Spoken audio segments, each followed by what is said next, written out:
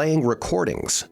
If the recording is not a snapshot, it is possible to view all occlusion pressure changes over one time.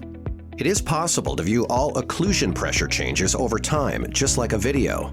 The operative elements for this purpose can be found on the bottom of the screen. To play back the recording, press play.